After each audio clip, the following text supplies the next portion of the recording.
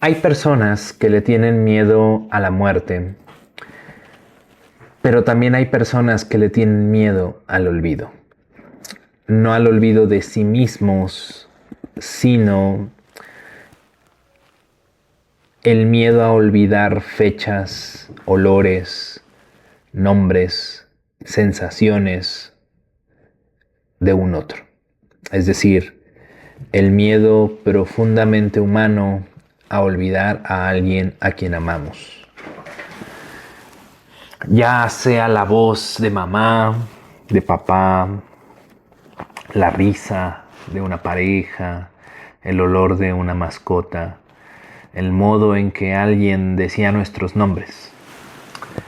Y quizás esta es una de las experiencias más extrañas del duelo, porque ocurre cuando descubrimos que de pronto nuestra memoria no es eterna, también es finita, que cambia, que se transforma y que se mueve y nos mueve con ella. Porque hay un momento en muchos procesos de duelo donde aparece una angustia silenciosa. Aparece una pregunta muy angustiante. ¿Y si un día ya no puedo recordarle bien ni cómo era? Y entonces algunas personas empiezan a escuchar compulsivamente audios, a mirar fotografías, a atesorar objetos, a no borrar las conversaciones, a conservar ropa, objetos que significan una relación con aquello que ya no está y que sostienen algo inmenso. Porque hay objetos que guardan una gran relación y una gran presencia. Bienvenidas y bienvenidos a Poética del Duelo. Hoy estaremos hablando del momento en que la memoria cambia, del miedo a olvidar. Y creo que hay muchas personas que pueden identificarse en este momento porque hay veces en las que intentamos recordar cómo era exactamente aquella escena, aquella persona, y descubrimos de pronto que ya no podemos hacerlo de la misma manera. No sé si les ha pasado que de pronto puedan recordar a lo mejor el rostro de esa persona, pero ya no recuerdan del todo su voz. O recordamos la voz, pero no recordamos el olor. O recordamos ciertas escenas, pero ya no recordamos ciertos detalles. Y eso puede producir una angustia, un dolor, porque no solemos pensar el duelo desde ese lugar. Normalmente lo pensamos como el duelo, como una tristeza, como un enojo, un vacío, una desesperación. Pero pocas veces hablamos de el miedo a olvidar, a que la memoria también desaparezca lentamente. Ustedes disculparán, pero vean nomás la cantidad de pelo que arroja mi gato.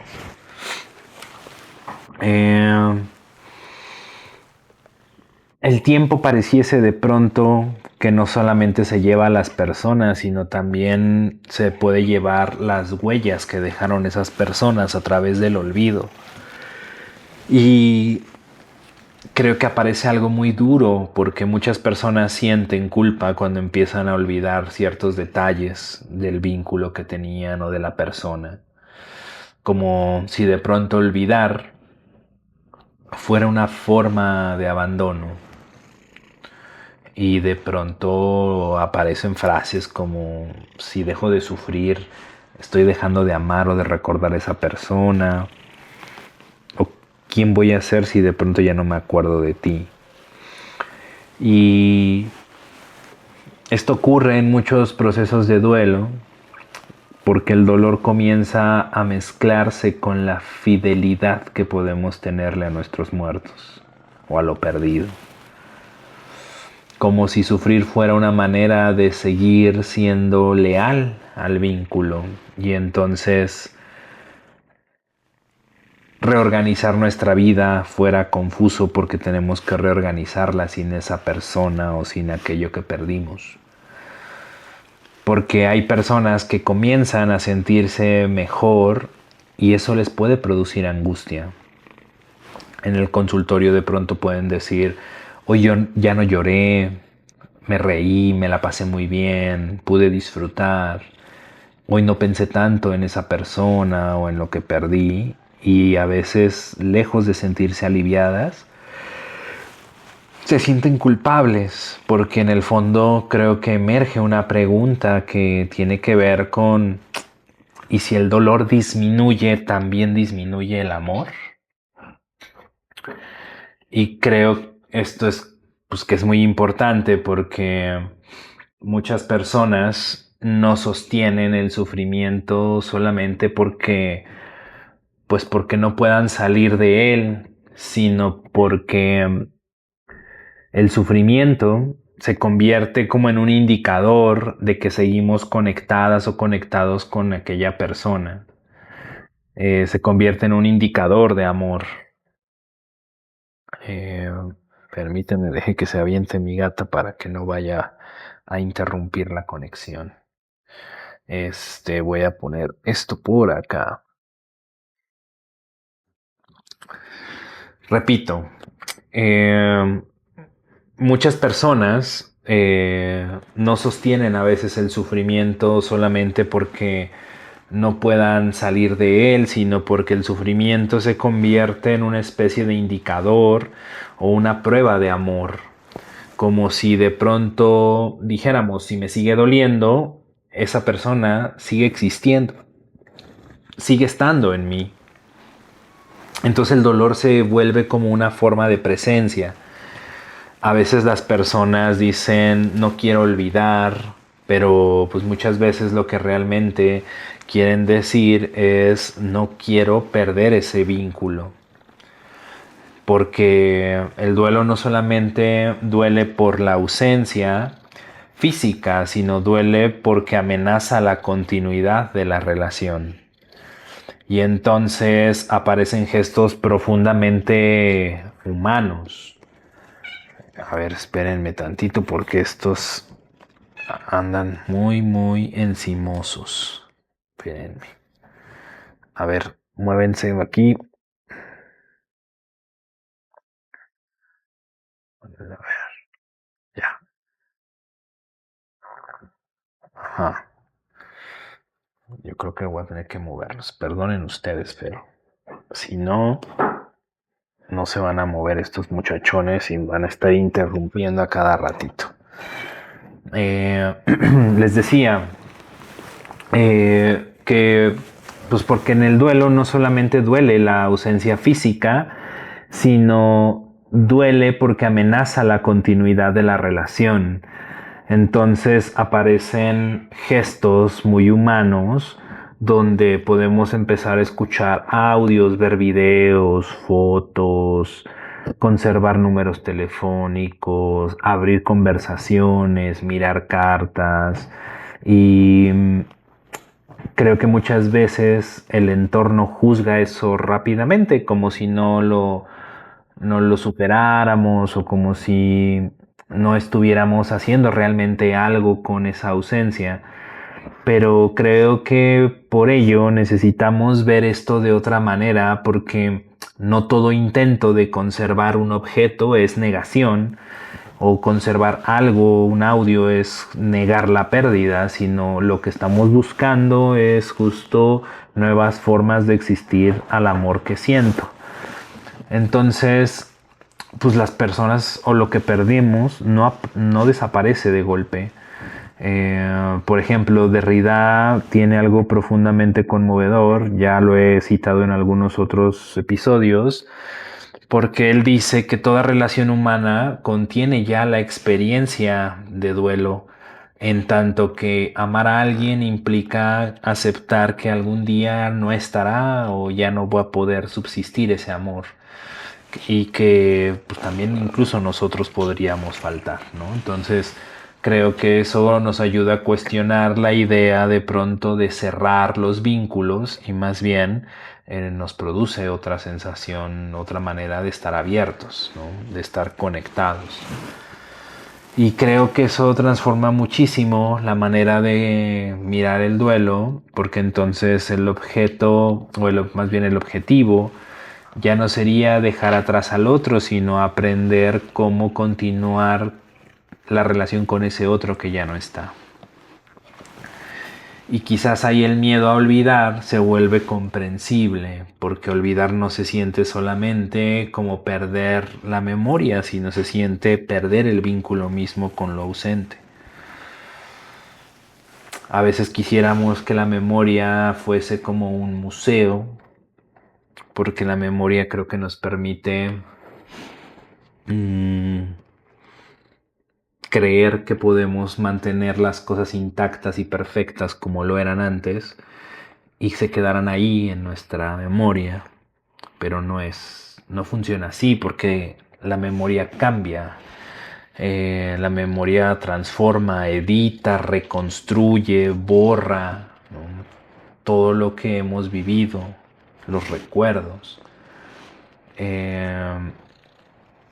Y desafortunadamente eso nos alivia, pero también nos duele, porque no podemos recordar a la persona tal y como era, ¿no? Porque un día alguien se da cuenta de que en las fotografías aparecen ciertas cosas que ya no recordamos o ya no podemos reconstruir exactamente la risa, la carcajada, la voz, etcétera, ¿no? Entonces aparece de pronto una pregunta que me parece significativa, ¿no? ¿Qué pasa si un día ya no puedo recordarte? Quizás aquí necesitamos hacernos esa pregunta. Es más, creo que nos las hacemos incluso sin perder. ¿De qué manera olvidamos completamente a quien nos transformaron? Porque creo que hay personas que ya no están presentes como recuerdo exacto, pero siguen apareciendo pues, en nuestra forma de amar, en los hábitos, en la vida cotidiana, en la manera en la que arreglo mi casa, en la que organizo mi cocina, en la que preparo aquel platillo que me enseñó mi abuela, mi abuelo, mi madre, ¿no? En la manera en la que cuidamos. Entonces, los objetos que sostienen ausencias cobran un gran significado. Y hace tiempo alguien me contó que todavía conservaba justo un cepillo de dientes porque no porque creyera que esa persona volvería, sino porque tirarlo se sentía demasiado amenazante. Porque pues sí, desde afuera pareciese algo como de que no te deja avanzar, sin embargo, eso es algo que sostiene un vínculo. Porque desde afuera, pues parecen objetos pequeños, insignificantes, pero emocionalmente pueden ser muy importantes. No sé, he escuchado sudaderas, tazas, audios, teléfonos, juguetes, ¿no? Por ello la importancia de que no son solo cosas, sino son vínculos, son puente con los vínculos, con las personas, con la ausencia, con lo que ya no está. Por ejemplo, Donald Winnicott, ¿no? Habla de los objetos transicionales. Objetos que ayudan a sostener la continuidad afectiva en momentos de separación. Y pienso que muchas veces en el duelo los objetos cumplen una función parecida, ayudan a que la ausencia no sea ruptura absoluta, sino que permiten un tránsito, una continuidad, una manera de seguir tocando algo del otro. Y de pronto Creo que hay personas que sienten que alguien muere dos veces. La primera cuando desaparece físicamente y la segunda cuando comienza a ser olvidado. Y aunque esto no sea necesariamente literal, emocionalmente muchas personas lo llegan a vivir así. Por eso nombramos, contamos historias, repetimos anécdotas, mostramos fotografías.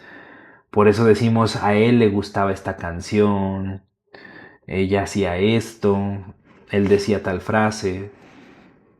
Pues porque recordar también es resistir. Es decir, que su existencia dejó huellas y marcas, ¿no? Pero va a llegar un momento en que el recuerdo ya no duele igual y creo que se suscita algo muy complejo porque a veces las personas llegan a consulta preocupadas precisamente porque el recuerdo cambió. Y es que no solamente cambió el recuerdo, sino cambió el vínculo que yo tengo con el recuerdo. Decíamos, antes lloraba muchísimo, ahora ya no. Antes sentía un vacío enorme y ahora ya no tanto. Antes pensaba a diario en esa persona, ahora ya no.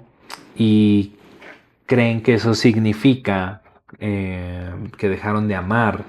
Pero quizás no tiene que ver con que dejaron de amar a la persona, sino significa que el vínculo encontró otra forma. Y yo creo que ahí el amor no siempre permanece como una intensidad dolorosa, a veces se vuelve una textura de la vida, porque las personas se quedan a vivir en nosotros. Hay personas que dejan de estar físicamente, pero continúan habitando. No necesariamente como recuerdo consciente, sino como una forma de existencia. Es decir, a lo mejor alguien vive ahora en la forma de cocinar, en la música que escuchamos, en la forma en la que abrazamos, en el nombre de una mascota, de un ser de compañía. Y entonces el duelo no consiste en conservar intactamente a alguien, porque eso es imposible, sino consiste, creo que, en permitir que aquello que compartimos con esa persona continúe transformándonos y transformándose dentro de nosotros. Tal vez el miedo a olvidar no habla solamente de memoria, sino habla del miedo de perder definitivamente a alguien, del miedo a que el tiempo avance demasiado, del miedo a descubrir que la vida continúa.